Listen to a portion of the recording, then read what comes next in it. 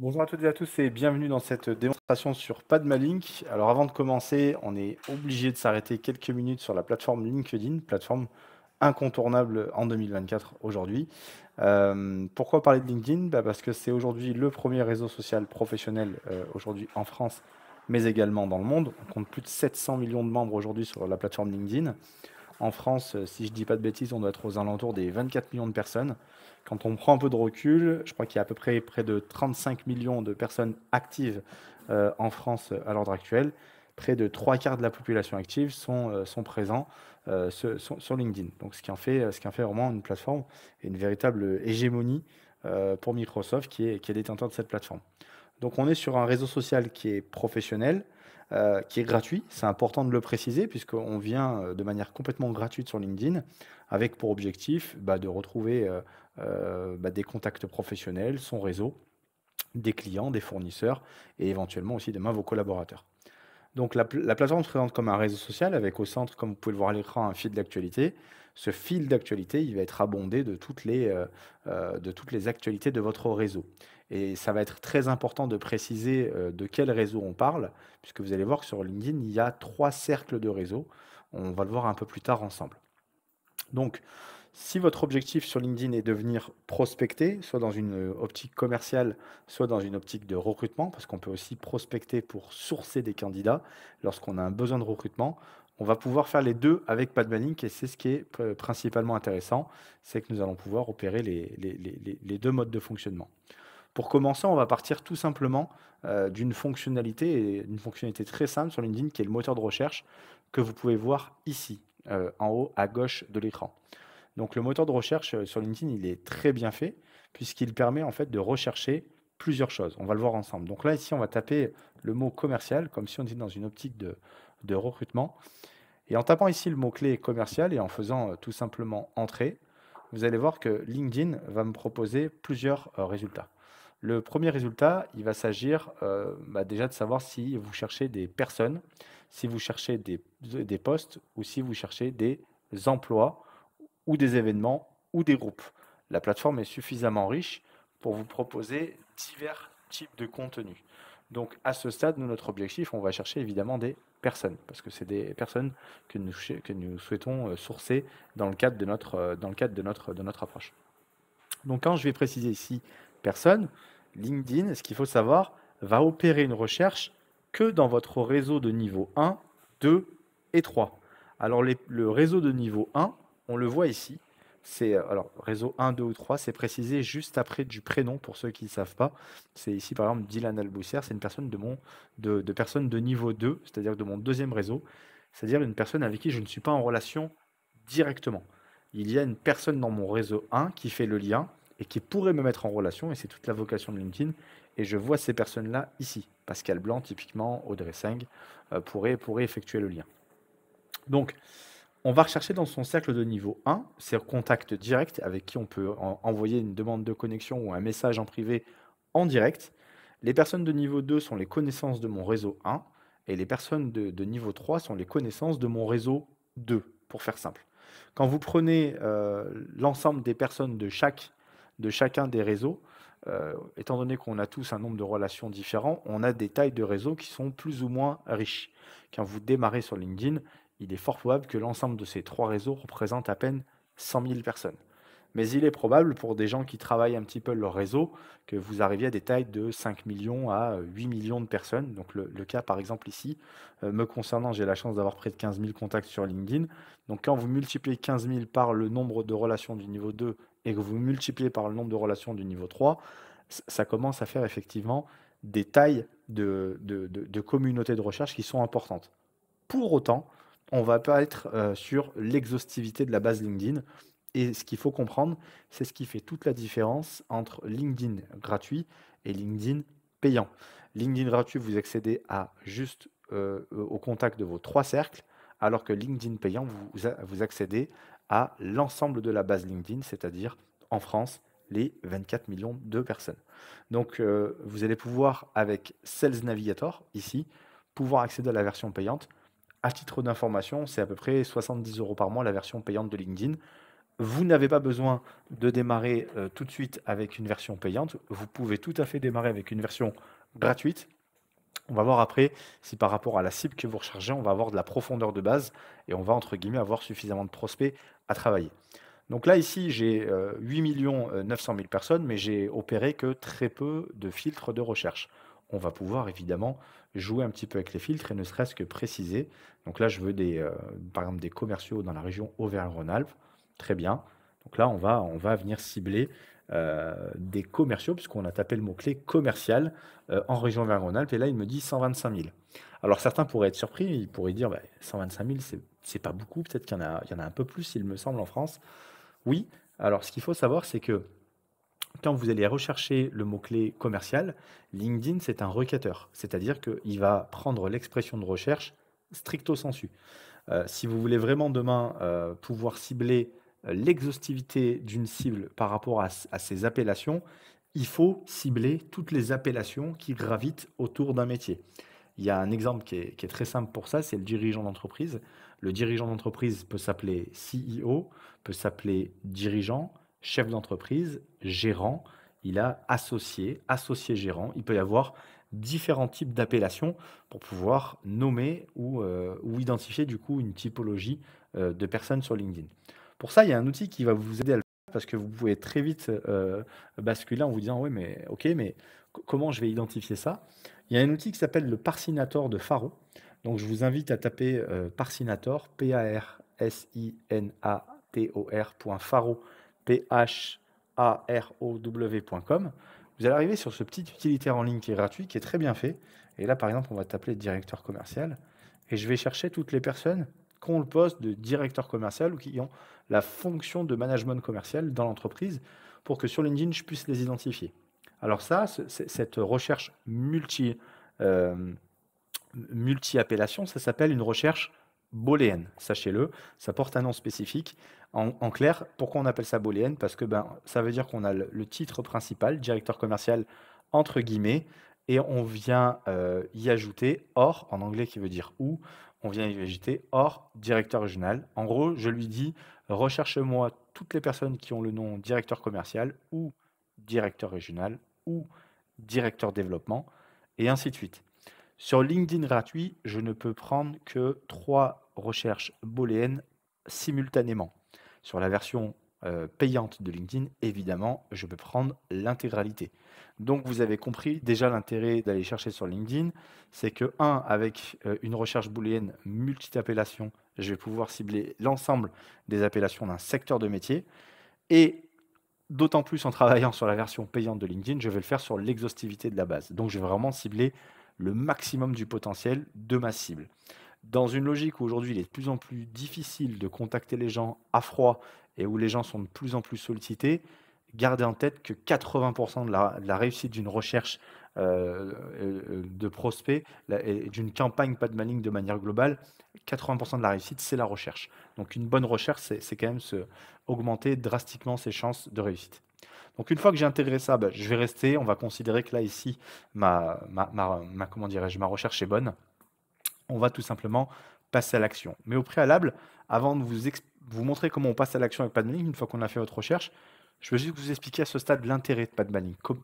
Comment ça se passerait si finalement vous ne l'aviez pas. Si vous ne l'aviez pas, vous pouvez tout à fait faire ce que je fais en même temps et directement sur votre LinkedIn, mais vous allez voir que toutes les opérations restent manuelles. Là, par exemple, si je veux me connecter avec Dylan, il y a une pop-up qui me propose soit d'ajouter une note, soit d'envoyer sans note.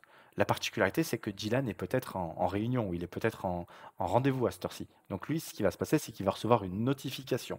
Mais Dylan, il va peut-être accepter ma demande de connexion demain ou après-demain. Quels sont les moyens de le suivre pour moi? Il me faut changer ici d'onglet et il me faut aller dans l'onglet réseau. Parce que c'est ici que je vais pouvoir voir les dernières personnes qui ont accepté ma mise en relation. J'ai aucune autre visibilité de voir qui a accepté ou pas. Elle est juste mise en attente, ma demande de connexion. Je vais juste savoir si oui ou non il a accepté, que si je le vois apparaître en haut de mon réseau. La particularité en haut du réseau LinkedIn, on va y aller, on va aller voir à quoi ça ressemble. Quand vous allez ici dans votre réseau de relations, donc là ici on voit 14 000, vous allez voir une liste dans laquelle vous allez voir apparaître les dernières personnes qui se sont connectées à vous. Et la particularité d'une liste dans votre réseau, c'est que les dernières personnes, le message n'est plus envoyer une demande de connexion ou se connecter. Le message bascule en message. Enfin, le bouton, pardon, le message du bouton bascule en message. Ce qui signifie qu'à ce stade, je peux prendre contact avec la personne directement par message. Donc là, à bien comprendre, il s'agit d'une messagerie privée, d'accord? C'est-à-dire que la conversation est uniquement dans cet exemple entre Yannick et moi. Et elle ne sera absolument pas visible par les autres membres du réseau. Il s'agit clairement d'une demande privée.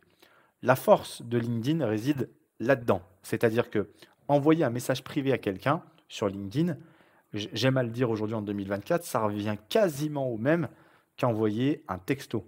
Quand on sait qu'aujourd'hui un texto est lu quasiment dans la minute, contrairement à un email où des fois un email est lu dans les 24-48 heures, les taux de réponse du texto sont nettement plus forts et les taux de réponse de l'email sont nettement moins forts. Alors, qu'est-ce qui fait qu'on a une telle différence? C'est simplement le fait qu'aujourd'hui, sur LinkedIn, en fait, vous tombez directement dans la poche de votre prospect, puisque pour peu qu'il ait activé les notifications LinkedIn sur son téléphone portable, à chaque fois que vous allez envoyer un message dans sa messagerie de LinkedIn, eh bien, vous allez en fait directement le notifier finalement de votre prise de contact.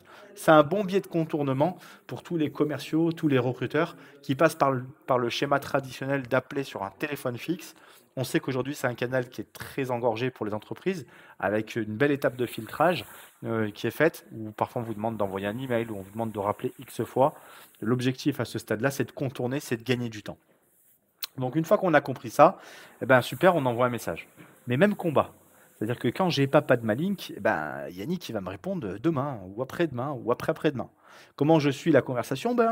Je dois changer d'onglet encore une fois, et je dois aller cette fois-ci dans l'onglet messagerie.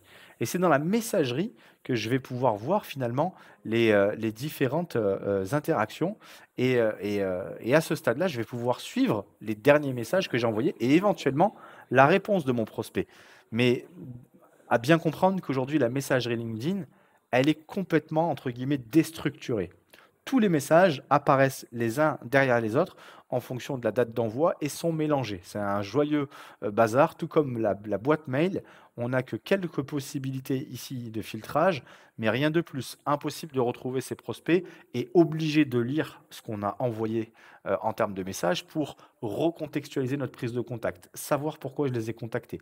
Impossible de suivre l'état d'avancement de vos actions lorsque vous avez groupé vos prospects et que vous avez décidé de faire une action sur un groupe de prospects, soit par intérêt par rapport à un produit, soit par rapport à une localité.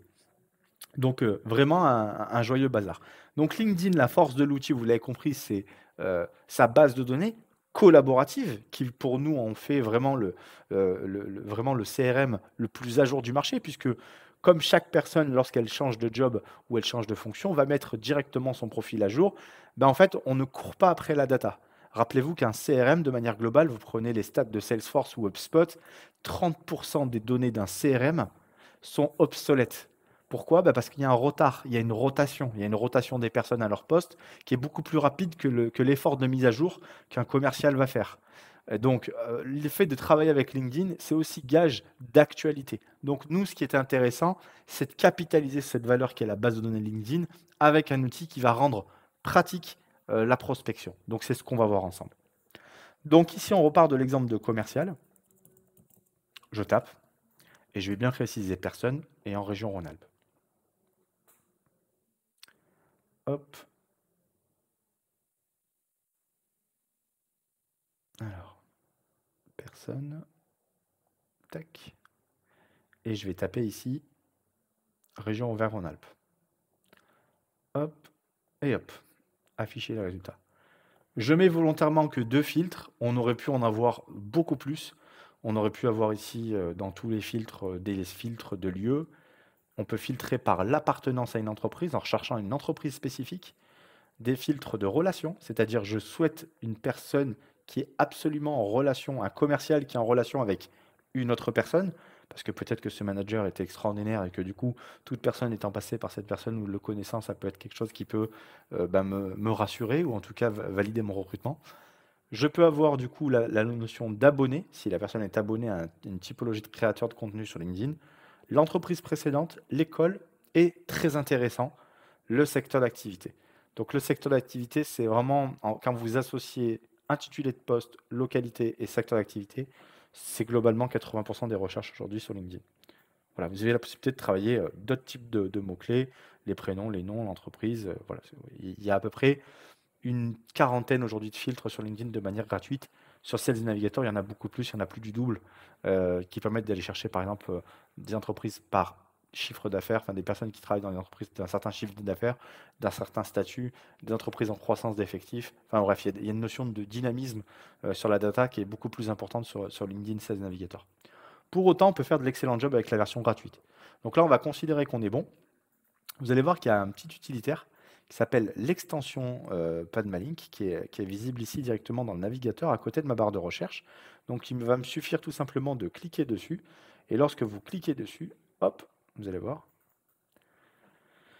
J'ai ici ma petite pop-up qui me dit, bah, OK, Jenny, qu'est-ce que tu veux faire? Bah, je veux extraire du coup ces prospects, donc je vais créer une campagne.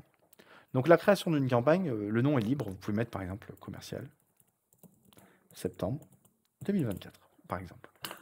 Et vous n'allez pas mettre par exemple Aura, parce que votre localité c'est Aura. Ok. Donc là, à ce stade, le Padmanic me demande combien de prospects je veux importer. J'en ai 125 000 de possibles. On ne peut importer en moyenne et à maxima 900 prospects à la fois dans une campagne. On vous déconseille pour autant d'aller aussi haut. Pourquoi? Parce qu'aujourd'hui, face entre guillemets, à la croissance et des sollicitations, et notamment sur LinkedIn, il est préférable de travailler des petites séquences. Aussi parce que le fait que les prospects vous répondent. Et lorsque un prospect vous répond, que ce soit un candidat ou un client, si vous-même vous ne lui répondez pas alors que c'est vous qui avez engagé la conversation, là on va vraiment perdre en termes de crédibilité. Donc le mieux c'est d'avoir des campagnes entre 50 et 200 prospects. Ça va permettre du coup d'avoir un suivi à taille humaine et une action de prospection qui est suffisamment intéressante pour gagner du temps également. Donc là, dans cet exemple, on va en prendre 20 et on va lancer tout simplement l'import. Vous voyez pendant l'import que du coup, on peut interrompre l'import. On a une barre de progression. À peu près, un import de 20 prospects, ça prend un peu moins d'une minute. C'est pour vous donner un ordre d'idée sur le temps que ça peut prendre de lancer un import. Vous avez deux boutons, ouvrir la FAQ, qui vous ouvre vers la partie questions-réponses si vous avez des questions.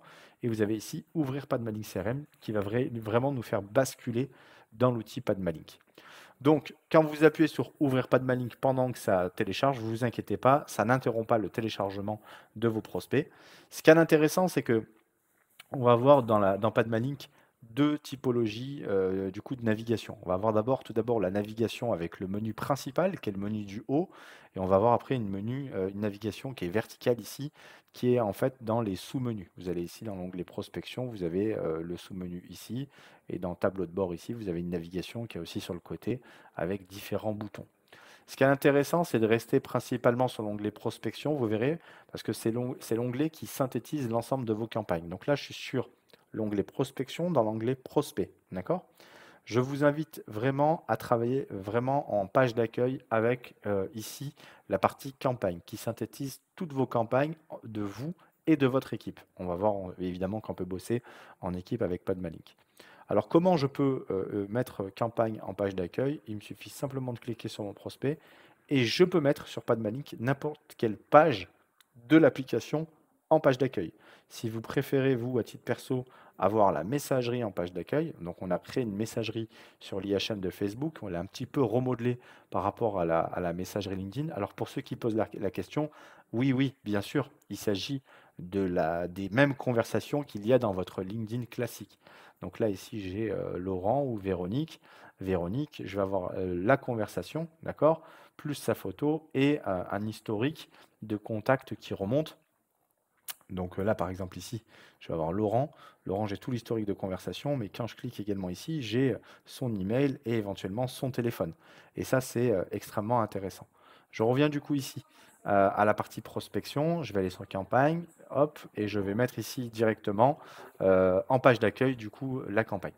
Donc je vois bien que j'ai toutes mes campagnes. Quand je clique ici à l'intérieur de ma campagne, et je vois bien que je suis le propriétaire, je vais arriver et je vais visualiser tous les prospects qu'il y a dans la campagne. Donc là, ça va me permettre déjà de voir effectivement si mon apport s'est bien passé. Si je me rends compte que par exemple, Audrey Garde de Robival, elle n'a rien à faire dans ma campagne, je vais pouvoir la supprimer tout simplement. Alors, j'ai rien contre Audrey, évidemment, et je vais pouvoir ici faire action supprimer. Si je supprime Audrey de la campagne, ça va directement la supprimer de mon environnement. L'environnement PadMalink s'appelle un tenant. Ça va le supprimer de mon tenant et je vais le remettre directement sur LinkedIn disponible à une prochaine recherche. Si par contre, je la laisse dans PadMalink, je ne pourrai pas réimporter Audrey dans une autre campagne. Et oui, première chose extrêmement importante, sur PadMalink, il ne peut pas y avoir de doublon. Donc un prospect, et s'il est prospecté dans une campagne par un commercial, eh bien, en fait, il ne pourra pas être dans la deuxième campagne. On va reprendre cet exemple. Admettons une équipe avec un commercial A et un commercial B. Si le commercial A prospecte Audrey, le commercial B, s'il est dans la même équipe, le même tenant, il ne pourra pas prospecter Audrey. Si par contre, dans le cadre de l'installation de PadMalink et de la configuration de PadMalink, nous choisissons de mettre le commercial A dans un tenant, une équipe A, et l'autre dans une équipe B, c'est-à-dire un deuxième environnement PadMalink séparé, comme s'il s'agissait de deux clients complètement différents, eh bien, nous allons pouvoir le faire, d'accord? Et à ce moment-là, effectivement, Audrey pourra être dans le tenant du commercial A et à la fois dans le tenant du commercial B. Cette notion de tenant, elle est très importante. Le tenant, c'est l'environnement en français. C'est l'environnement PadMalink. En gros, finalement, c'est le compte dans lequel on va accueillir les prospects. On peut avoir un compte seul pour soi-même, pour travailler tout seul, mais on peut également avoir un compte partagé en équipe. Et l'intérêt de travailler en équipe, c'est qu'on va pouvoir importer en équipe, visualiser les campagnes de l'équipe, lancer des campagnes pour le compte de quelqu'un d'autre, d'accord? Et commencer à qualifier les prospects, puisque vous allez voir qu'on va pouvoir rentrer dans les fiches de chaque prospect, annoter des choses, mettre des dates de relance, et on va pouvoir le faire de manière totalement collaborative. Et ça, c'est ce qui peut tout changer dans le cadre d'une prospection commerciale. C'est des fois on travaille en silo, et vous allez voir que LinkedIn est d'ailleurs fait comme ça. Le profil LinkedIn, chacun a son profil, chacun développe son réseau. Il n'y a pas de réflexion sur comment on va développer le réseau de l'entreprise, qui va driver ou amorcer une approche auprès de tel ou tel persona. Non, là aujourd'hui, on va vraiment pouvoir le faire avec PadMalink. Donc là, ici, voilà, vous avez vu que si je supprime, je remets dans PadMalink, je clôture la parenthèse. Si ici, je fais action et archiver, je vais enlever Audrey de ma campagne, mais je vais la garder dans mes prospects au niveau global. D'accord? Ça veut dire qu'elle va être un petit peu dans une blacklist, elle va être archivée sur la plateforme. Je ne pourrai plus la réimporter demain. D'accord? Donc ça, c'est important. C'est très utile lorsque vous ne souhaitez pas contacter quelqu'un que vous ne souhaitez plus jamais contacter. S'il peut y avoir le cas, ça peut arriver. J'ai déjà eu la demande auprès de certaines entreprises. Donc là, à ce stade, vous allez voir, donc je vais vous présenter un petit peu les différentes fonctionnalités de la page du coup ici du prospect. Quand je clique sur la page du prospect, j'ai une pop-up, donc on voit en tâche de fond, il me suffit de cliquer à côté pour retrouver ma page de fond. Je peux aussi fermer la page ici si je veux retrouver ma page de fond. Mais j'ai une page prospect. Cette page prospect me synthétise toutes les informations que j'ai besoin de savoir sur mon prospect. À savoir, tout d'abord, on récupère la photo. C'est super intéressant parce que quand je fais une relance par téléphone et que je fais défiler ici, par exemple avec le bouton suivant en bas de la page, je fais défiler comment dirais-je, mes fiches. C'est toujours sympa quand je fais défiler comme ça les fiches de manière très rapide, d'avoir le visuel de la personne que j'appelle. Enfin, pour ma part, ça m'aide quand même pas mal, moi, quand je fais du phoning. Donc, en tout cas, c'est quelque chose qu'on peut faire. Sur LinkedIn, c'est beaucoup moins pratique pour sauter d'une fiche comme ça à une autre. Ici, vous avez un bouton de recherche qui vous permet de googliser carrément la personne. Donc, si je fais Sébastien Saroul, ici, ça m'ouvre en fait un onglet de recherche LinkedIn sur l'expression stricte Sébastien Saroul. Je peux également afficher son profil LinkedIn. J'ai ici un menu déroulant qui me permet de venir récupérer des informations au gré de l'état d'avancement de ma prise de contact avec lui. Sébastien, il appartient à une entreprise, laquelle elle s'appelle Bobé Matériel. J'ai le site de l'entreprise. Je peux aller faire un peu de veille sur l'entreprise. J'ai le nombre d'abonnés de l'entreprise. On récupère ici le nombre d'employés également. On a un peu plus d'informations disponibles aussi également sur l'entreprise. On peut y adosser une pièce jointe. Ici, si je fais plus, je peux mettre une pièce jointe sur la personne. Si par exemple, elle m'a envoyé son CV ou autre, je peux venir récupérer directement, hop, le petit fichier avec des pièces jointes et le mettre ici. Et ici, j'ai la notion d'historique de prise de contact et j'ai des informations autres qui peuvent être présentes. Mais à ce stade, on va plutôt travailler nous, avec la partie détail, où ici, je vais avoir le propriétaire de la fiche. Donc le propriétaire, c'est le commercial. Je peux évidemment changer et mettre qui je veux en propriétaire de mon équipe. Je peux mettre une date de rappel. cette date de rappel, aujourd'hui, je peux avoir par exemple ici, je vais mettre, je veux que je rappelle cette personne le 28. Donc je peux même préciser l'heure. Quand je mets l'heure et la date de rappel, je pense bien valider ici le petit bouton de rappel. Quand elle est validée, ça passe en gras. D'accord? Donc quand c'est validé et que j'ai un rappel qui est opéré, ça va venir directement ici dans votre tableau de bord. Vous rappelez ici les prospects. Donc là, vous avez des réponses de prospects, vous avez les messages envoyés et vous avez ici des rappels dépassés. Et donc les rappels dépassés, donc là, le bon élève, j'en ai 0. Mais quand vous avez quelqu'un, ben, ici, il vient au début de la liste et comme ça, au moins, vous pouvez traiter. Donc, on est vraiment dans un micro CRM qui va déjà me permettre, sans venir polluer ma vraie CRM, me permettre de venir annoter des choses du coup sur la personne et va me permettre derrière de pouvoir mettre des dates de relance. Donc, vous l'avez vu ici, le petit bloc-notes me permet ici de prospecter et de qualifier la personne. Ce qui est intéressant, c'est que je vais pouvoir aussi mettre ce qu'on appelle des étiquettes. Nous, chez nous, on appelle ça des tags. C'est quelque chose que vous connaissez. Donc là, on a des tags concurrents, lead, like. Ces tags, ils sont complètement personnalisables, et en intitulé et en couleur. Pour les travailler, il suffit d'aller ici dans votre profil, aller dans Paramètres, et dans Paramètres, vous allez tout à droite dans la partie étiquette, et vous allez voir ici que je peux ajouter très simplement une étiquette. Je peux en supprimer une aussi très simplement, donc là, il me suffit de faire ça, hop, j'ai supprimé une étiquette, et là, si je fais ajouter une étiquette, je vais faire RAS par exemple, je vais l'appeler RAS, je vais le laisser en bleu, hop, j'ai validé une étiquette. Quand je retourne dans ma campagne, je retourne ici dans ma campagne et je vais pouvoir mettre cette étiquette sur n'importe quel prospect. L'intérêt de mettre des étiquettes, c'est que je vais pouvoir littéralement derrière requêter. Donc je vais pouvoir requêter des prospects sur un certain nombre de choses, donc notamment sur, par exemple ici, lead. Je vais ici sortir toutes les étiquettes dont la personne a l'étiquette lead. Ben voilà, Théo, il ressort et je vais pouvoir faire une relance là-dessus. C'est une façon de retrouver mes prospects une fois que je suis rentré dans un processus de qualification. Alors, qualifier avant même qu'on ait lancé des actions, non. Par contre, ce qui peut être super intéressant, et j'ai beaucoup de recruteurs qui le font, c'est on qualifie en général après l'échange. Mais il y en a qui vont venir préqualifier, entre guillemets, ou qui vont venir consolider des informations pour donner un angle d'attaque à leur message. Et pour ça, ils ne vont pas travailler avec une recherche, ils vont travailler de manière beaucoup plus granulaire. Ils vont travailler sur le profil en lui-même, ils vont aller sur le profil de la personne. Donc ils vont par exemple aller sur un profil de personne. Alors on va aller voir, on va rechercher une personne pour vous montrer ça. Hop, ici, voilà, Alexandre Boson, commercial. Super. Donc là, j'ai Alexandre Boson. Donc là, je suis bien sur la fiche de quelqu'un.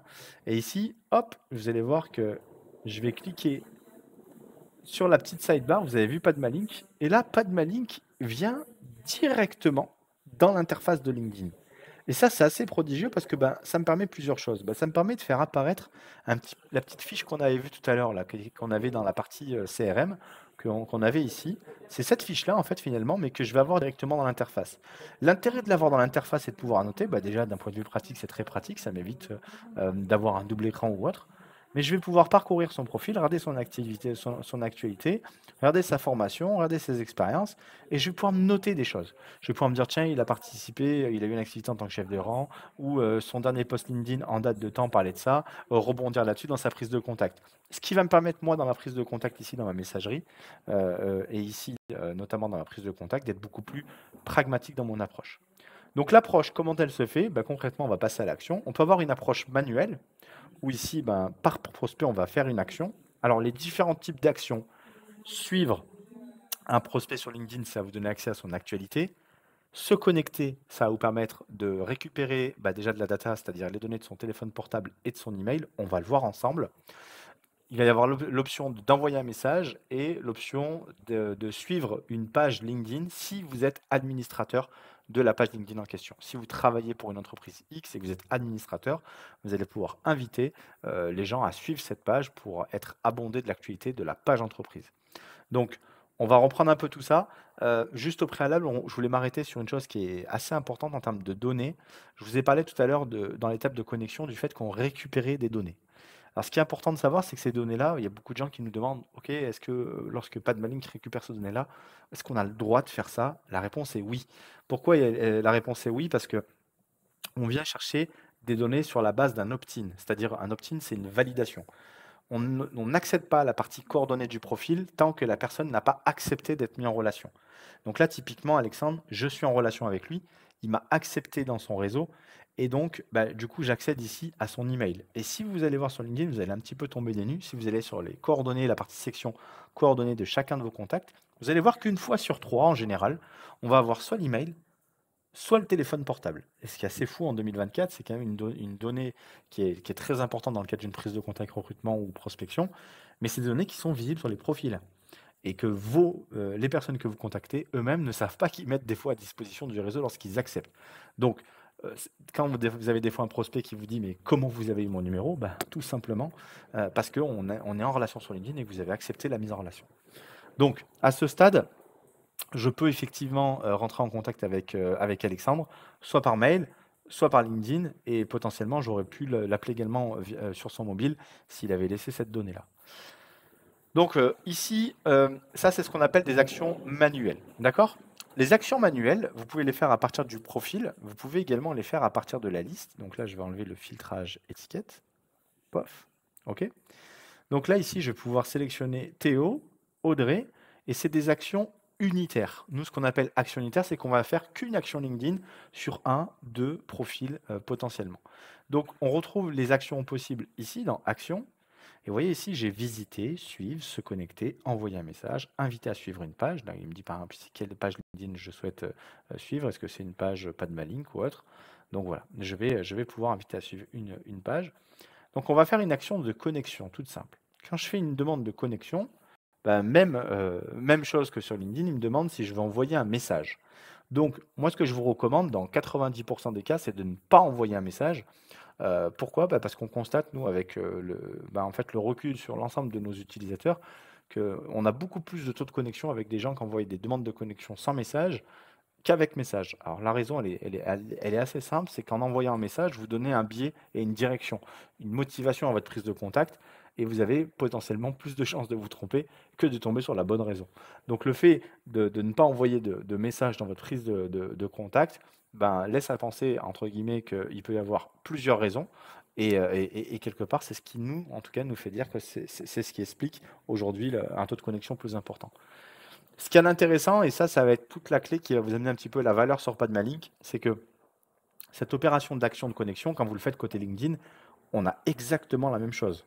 C'est-à-dire que là, si je le fais instantanément pour 2 personnes, ça vous prendra exactement le même temps de le faire avec LinkedIn gratuitement.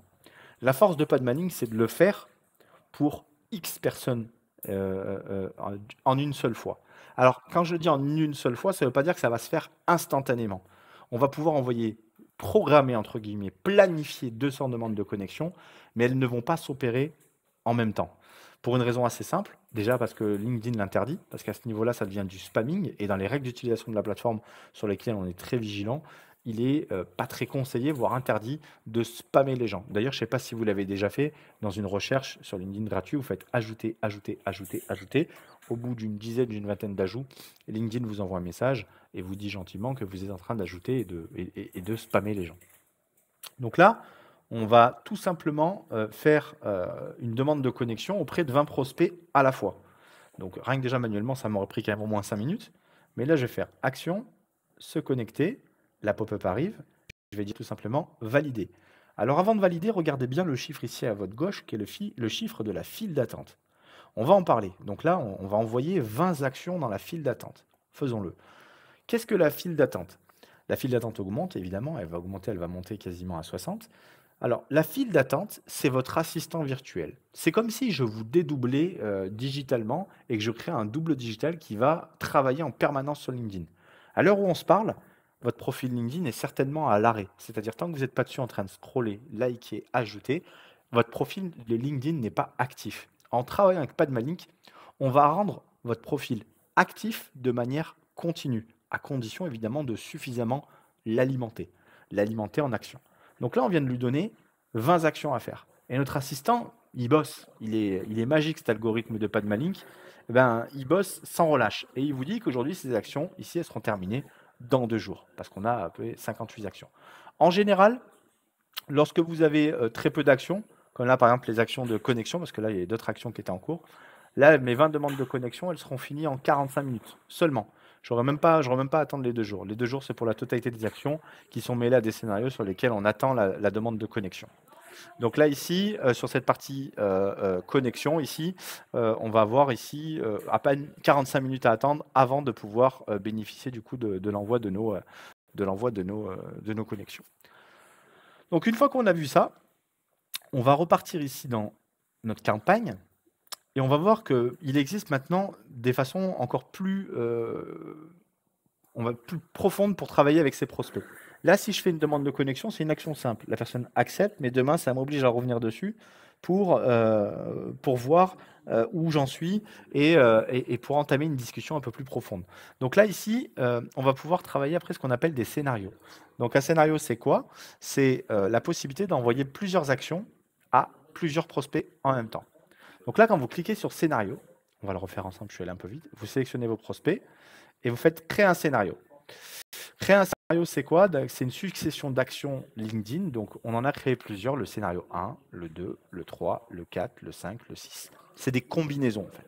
Donc, la première combinaison, c'est une invitation plus un message. Une invitation plus un message, assez simple, hein, c'est une demande de connexion et directement votre message. Invitation plus 2 messages, on pourrait imaginer qu'il y a déjà un message de relance. Visite plus invitation plus message, on est sur quelque chose de plus light, plus touchy, où l'objectif c'est de créer une notification pour dire ben voilà, il y a telle personne qui est venue voir votre profil. Visite plus invitation plus 2 messages, et ainsi de suite. Nous, on vous recommande d'utiliser le scénario SCC, c'est le personnalisé, c'est le dernier, où lui, à maxima, il utilise 4 étapes. On considère qu'au-delà de 4 étapes, la personne, elle n'est pas intéressée, en fait, tout simplement. C'est-à-dire qu'après, on va être dans le spamming, et puis globalement, on va vraiment saouler les gens.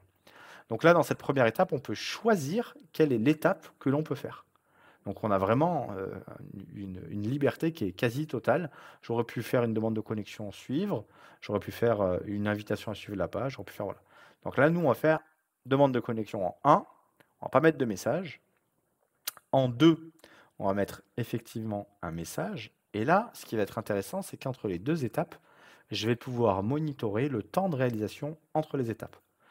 Plus il sera long, plus votre scénario va mettre du temps à aboutir. Gardez-le en tête. Et gardez en tête que ce n'est pas parce que vous mettez que votre scénario va s'exécuter en 3 jours qu'il va s'exécuter en 3 jours. Il y a une étape qui ne dépend pas de vous, c'est la réponse d'acceptation de votre prospect. Si votre prospect met 3 jours à vous répondre à la demande de connexion, ben, vous perdrez 3 jours, tout simplement. Donc c'est important d'avoir quand même des étapes rapprochées, mais pas trop. Donc en général, on conseille 1 à 2 jours entre chaque étape maximum. Donc là, ici, on va avoir un encart avec message. Et évidemment, ce qui va être intéressant, c'est qu'on va pouvoir travailler des variables d'ajustement. On a 200 prospects qui ont un prénom différent. On va pouvoir les appeler en mettant la variable first name. Ce n'est pas la first name qui va partir, c'est bien le bon prénom de la personne, Christian, Gisèle, Magali, qui va se mettre en automatique. Et on va vraiment avoir un message qui est personnalisé en approche. D'accord? On va pouvoir également mettre en variable d'ajustement le nom ou l'entreprise. Si vous commencez à travailler sérieusement avec Padmalink, en équipe, avec des logiques de messages préétablies, vous pouvez tout à fait utiliser l'IA et ChatGPT pour vous constituer vos messages et venir enregistrer vos messages dans une banque de messages ici, tout simplement. Donc là, on va créer un modèle de message qui est un modèle de prise de contact. On va venir mettre le corps de texte. On peut y ajouter une pièce jointe, même si l'on le souhaite.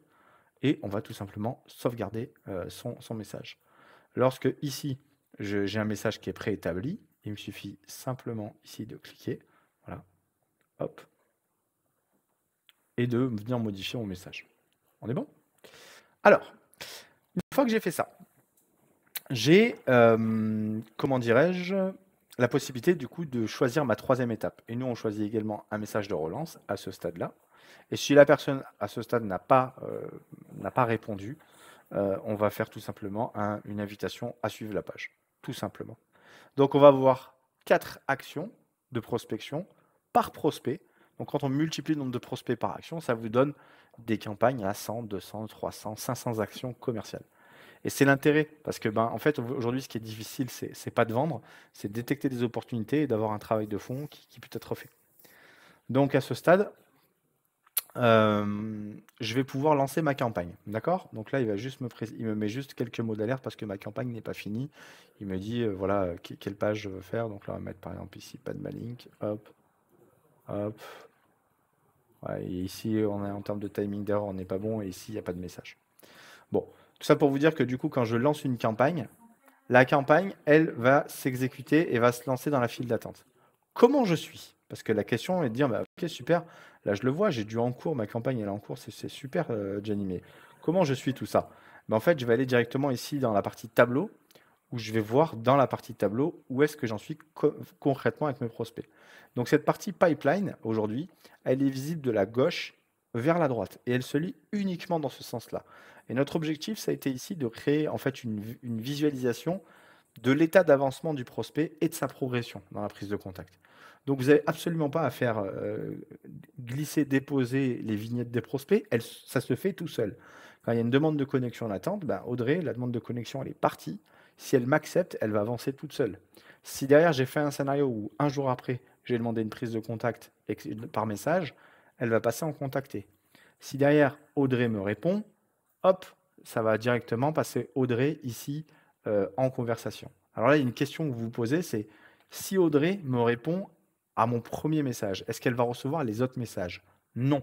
La séquence sera cassée, c'est-à-dire que la prise de contact sera établie et le relais de la conversation sera à prendre manuellement. Notre travail pour nous est fait. C'est-à-dire qu'on considère que là, à ce stade, la mise en relation, elle est faite, il n'y a plus qu'à prendre le téléphone. Normalement, vous avez le téléphone, vous avez l'email, vous avez la relation sur LinkedIn. Vous pouvez switcher pour engager la conversation et prendre rendez-vous si c'est votre souhait. Ce qui est intéressant, c'est que chaque campagne, on va pouvoir suivre ça. Donc, on va avoir une vue pipeline ici, d'accord? Et on va avoir ici des statistiques par campagne. On va voir par exemple ici qu'on a envoyé 3 demandes de connexion, combien d'acceptés et les taux de réponse. On va ici avoir des logiques de tableau. On va pouvoir monitorer tout ça pour faire également éventuellement quelques comptes rendus en équipe ou en réunion lorsque c'est souhaité au niveau des statistiques. Donc Padmanik est très complet là-dessus puisqu'il va vous permettre vraiment de savoir où vous en êtes. Alors juste quelques métriques, un bon taux de connexion aujourd'hui c'est minimum 35% et un bon taux de réponse de campagne c'est à peu près 25%. D'accord? Donc ça c'est des métriques qui doivent vous aider à vous situer, à vous dire effectivement est-ce que le message est bon, pas bon. Si vous avez des demandes de connexion avec un taux de connexion qui n'est pas au rendez-vous, posez-vous la question du ciblage de base. Est-ce que votre ciblage est en adéquation avec votre produit? Posez-vous la question de la façon dont vous les abordez. Est-ce que vous mettez un message ou non? Dans le script du message, si vous avez un taux de réponse qui est faible, essayez de challenger votre message pour voir si c'est la bonne forme, s'il amène de la valeur avant de demander quelque chose. Donc ça, c'est des choses sur lesquelles vous pouvez travailler. Vraiment, il y a plein de choses à faire là-dessus, sur cette partie message. On a vu tout ça. Vous avez dans l'utilisation de Padmalink, une fois que votre prospect vous répond, vous allez ici dans campagne. Donc vous allez voir ici si vos prospects vous répondent. Alors on va voir une campagne qui a plutôt bien marché pour vous montrer un petit peu comment ça fonctionne. J'en ai une qui s'appelle Bon Travail Lyon. Voilà celle-là. Là ici on est sur une campagne de recrutement où l'objectif pour nous il est clair, c'est de... Hop, je suis allé un peu vite. Il est de recruter du coup des commerciaux. Voilà. Je vais voir ici dans l'état d'avancement. Hop, super. Donc là, on voit que la campagne a bien avancé. J'ai des gens qui m'ont répondu, j'en ai une dizaine. Quand je clique sur Albert, je vais voir, une fois qu'il m'a répondu, je suis curieux, je veux savoir ce qu'il m'a répondu, Albert. Donc là, on voit bien qu'ici, son 07 a changé. Si au téléphone, il vous appelle, il vous dit, ah non, ça c'est mon perso, je vous donne mon pro, vous pouvez tout à fait ici modifier ou ajouter un numéro de téléphone, bien évidemment, et enregistrer, ce qui va mettre à jour la donnée ici. Je vais pouvoir voir la conversation. Pour ça, il me suffit de cliquer dans Action et aller dans Envoyer un message. Envoyer un message, ça vous donne déjà l'opportunité de renvoyer un message, mais ça vous donne surtout aussi accès à la conversation ici.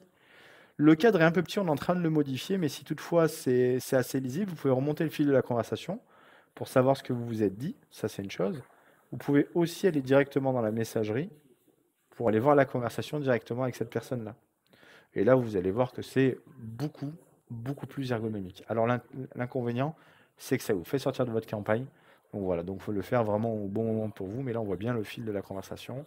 On voit bien l'historique, qu'on a envoyé un message, on voit bien qu'on récupère son mail et on a son 06. Et à partir de la messagerie, je peux lancer des actions également. D'accord? Dans la messagerie Padmalink, vous avez également accès au template que vous avez enregistrées. Donc les templates de messages de prospection, vous les retrouvez dans la messagerie. Très pratique lorsque vous souhaitez également, comment dirais-je, traiter les réponses suite à des sollicitations. Parce que vous allez aussi, via votre compte LinkedIn, vous faire solliciter. Et l'objectif, c'est de pouvoir répondre aussi rapidement pour augmenter votre productivité. Donc là, ici, tableau de bord, on est plutôt bon. Prospection, campagne, voilà. Donc là, ici, j'ai bien la campagne qui est présente. Et là, j'ai toutes mes datas.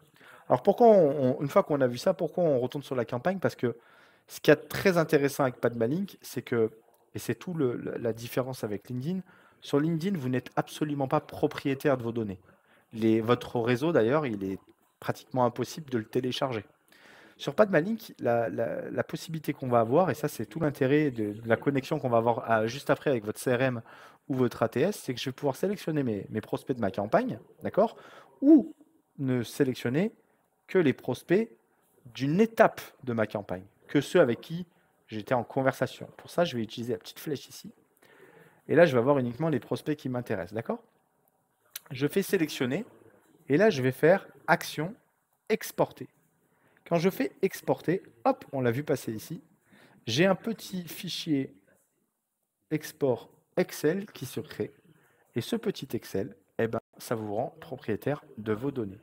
Vous, Padmalink, vous constituez un fichier Excel avec un petit tableau récapitulatif de la campagne, nom, prénom, email, société, poste, téléphone, état, région, pays, URL. Et même l'owner, c'est-à-dire Jenny Lézinu avec un tag. Donc cette donnée-là, bon, faut un petit peu la mettre en forme. Donc là, on a une mise en forme puisque là, il y a une grosse prise de notes. Je pense que c'est pour ça que du coup, la mise en forme, elle a un peu sauté. Mais sinon, vous avez un tableau qui est très bien fait, mais c'est surtout que c'est le vôtre.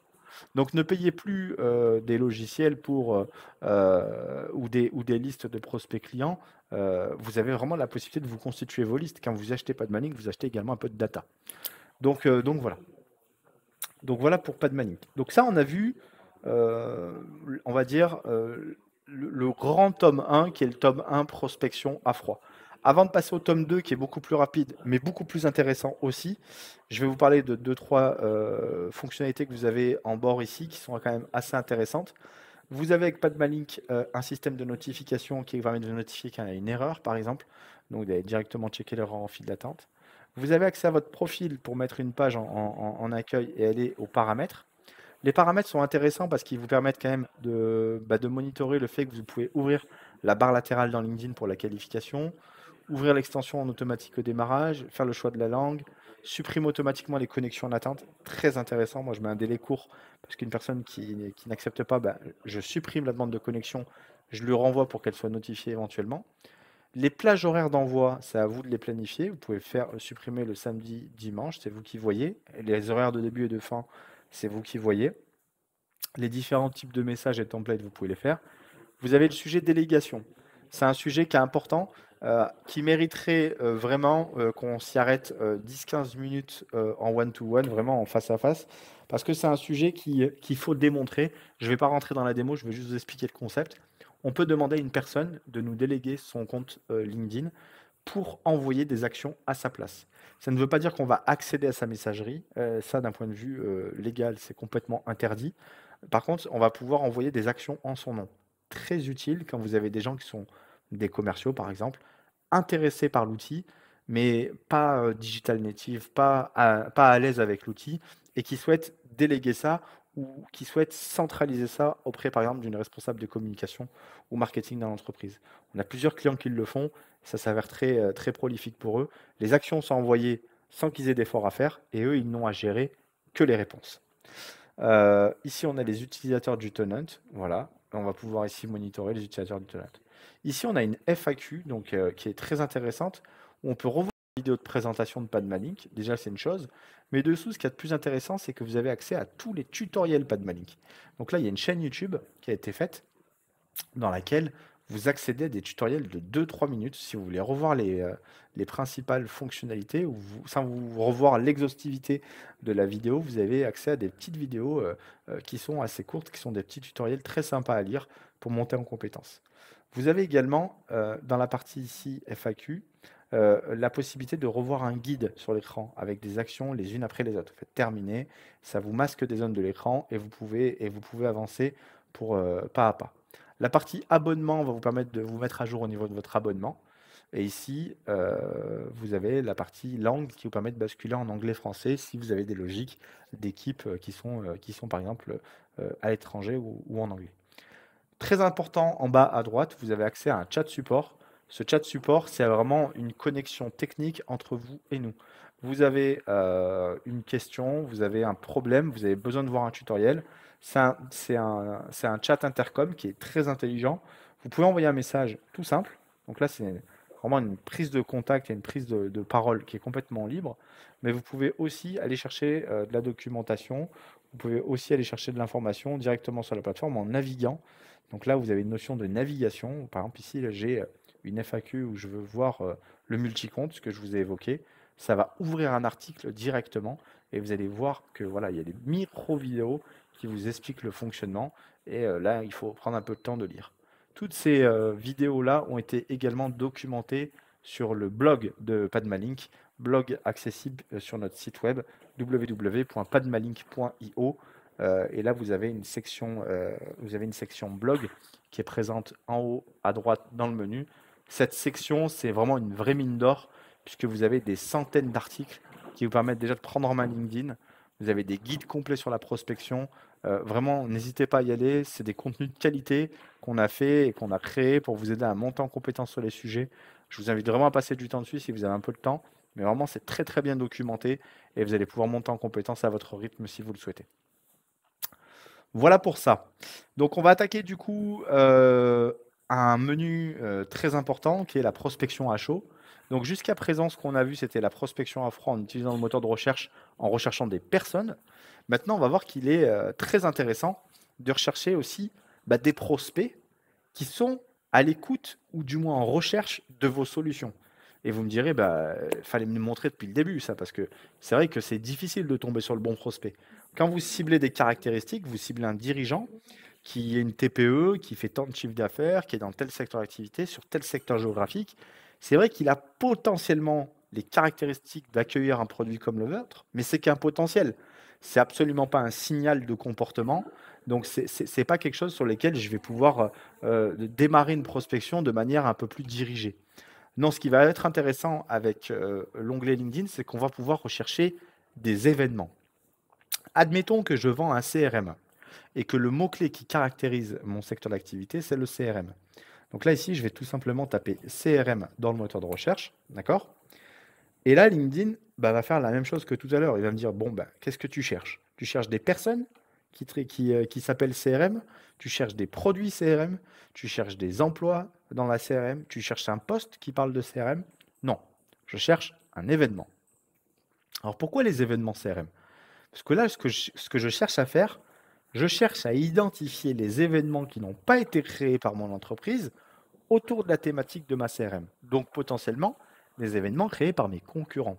Et là, admettons que c'est le cas. Je suis la CRM Padmalink.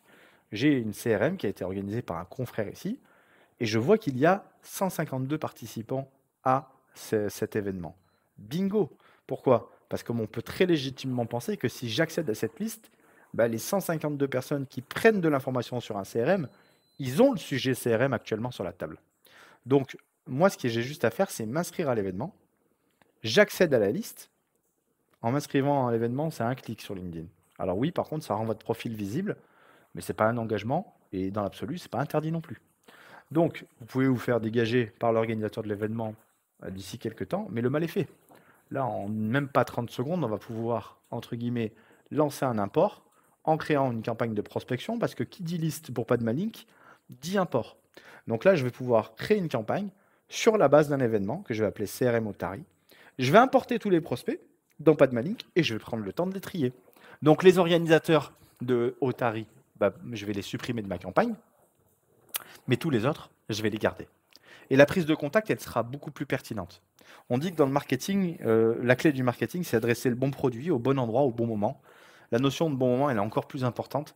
Là, on va faire démarrer une campagne de prospection où on va dire « Bonjour Nicolas, j'ai vu que vous étiez inscrit au webinar Otari le date de jour du webinar. Nous travaillons également les logiques de CRM. Nous souhaitons savoir si nous pouvons nous positionner comme une alternative ou vous présenter notre offre et nos prix. Vous avez des chances que la personne vous dise non, mais vous avez des chances que la personne vous dise oui aussi. Pourquoi? Parce que vous donnez le choix et vous redonnez le pouvoir quelque part à l'acheteur en lui donnant la possibilité de comparer. Et vous le faites en plus, a fortiori, au bon moment. Donc ça, vous pouvez le faire tous les jours. Pourquoi? Bah, parce que des événements, ils s'en organisent tous les jours. Et la clé, elle réside ici. Avant, on faisait de la prospection 1.0, c'est-à-dire qu'on allait dans les cabines téléphoniques, on passait des coups de téléphone et on essayait de tomber sur les bonnes personnes. Ensuite, on allait en zone industrielle faire de la prospection physique et dans les grandes zones d'activité faire de la prospection physique pour aller se présenter et donner des cartes de visite. Mais on était grosse maille dans quelque chose qu'on ne maîtrisait pas forcément et sur lequel on n'avait pas de signaux entre guillemets d'achat. Là, cette prospection-là, elle est beaucoup plus intéressante parce qu'on va travailler sur des signaux. Donc, à vous de travailler vos mots-clés, un peu comme les mots-clés que vous allez travailler sur le SEO, le référencement naturel. Il faut travailler les mots-clés autour de votre thématique. Il faut travailler des mots-clés qui ne sont pas directement en lien avec vos produits, mais avec les enjeux que vous servez. Et à partir de là, vous allez vous créer ce que j'appelle une toile d'araignée. Et cette toile d'araignée, si vous arrivez à la requêter tous les jours dans LinkedIn, bah, tous les jours, vous allez trouver des événements. C'est obligatoire. Si vous faites l'effort tous les jours de prospecter, tous les jours, vous allez trouver une opportunité. Et la force de Padmalink, c'est qu'elle va vous permettre vraiment de qualifier ce site, d'avancer, de créer des pas en avant, de créer de la connexion, et le tout dans une messagerie qui est la messagerie certainement du dirigeant. Donc ça, c'est extrêmement puissant, c'est extrêmement fort. Quand on connaît aujourd'hui les difficultés qu'on a à faire du commerce et de la prospection, c'est vraiment un outil aujourd'hui qui est censé vous aider là-dedans. Donc Padmalink peut le faire à partir d'une, comment dirais-je, d'un événement, mais on peut également le faire à partir d'un post LinkedIn. Si demain vous avez des concurrents sur LinkedIn et que vous voyez qu'ils ont beaucoup d'interactions sur leur post, là je vois Anthony James, bon il a fait un post, ok, que sais-je, mais il a 29 personnes ici. Il me faut tout simplement ici cliquer sur 2 points, d'accord, copier le lien vers le post, je fais voir le post. Je vais isoler le post, non pas dans un fil d'actualité, d'accord? Je vais l'isoler en tant que page URL. Et à partir de cette page URL, je vais pouvoir faire un export. Et c'est ça qui va être particulièrement intéressant, c'est que je ne vais pas seulement me contenter de voir les interactions, comme ce qui est permis dans un post LinkedIn comme ceci, où je vois globalement qui a liké, donc j'ai une liste exhaustive des personnes, mais je ne peux pas le récupérer là dans LinkedIn. Donc là, à partir de là, je ne suis plus dans un fil d'actualité, d'accord? Je peux tout simplement faire importer. Et là, ça va être un import depuis un post LinkedIn. Donc les possibilités, elles sont un peu folles. C'est-à-dire que je peux me mettre à suivre quelqu'un, des prospects. Si mon prospect il fait une porte ouverte et il dit qui veut venir et qu'il y a 200 personnes qui lèvent la main qui dit moi, potentiellement je pourrais récupérer les qui veut venir. Alors on ne peut pas aller chercher le réseau de votre concurrent, mais il y a des choses comme ça qui sont très intéressantes à faire. Il y a des choses également aussi en inbound marketing qui sont bien à faire avec cette fonctionnalité-là. C'est que vous donnez de la valeur dans un post LinkedIn et vous demandez aux gens, vous savez, vous le voyez sur LinkedIn, de vous mentionner ou de liker ou de demander en commentaire le mot-clé de votre post pour obtenir le contenu que vous promettez. Ça vous permet de récupérer tous les gens qui ont dit commentaire, commentaire, commentaire, commentaire, commentaire, pour ensuite leur envoyer le fameux contenu via une pièce jointe dans une campagne Padmalink. C'est un énorme gain de temps pour les services marketing, ça par exemple. Donc voilà, donc Padmalink va vous permettre de faire tout ça. Donc n'hésitez pas à prendre en main l'outil, n'hésitez pas à consulter les outils de ressources. Vous avez tout ce qu'il faut pour pouvoir travailler correctement avec l'outil. Et si toutefois vous avez des questions, on se tient à votre disposition. À bientôt.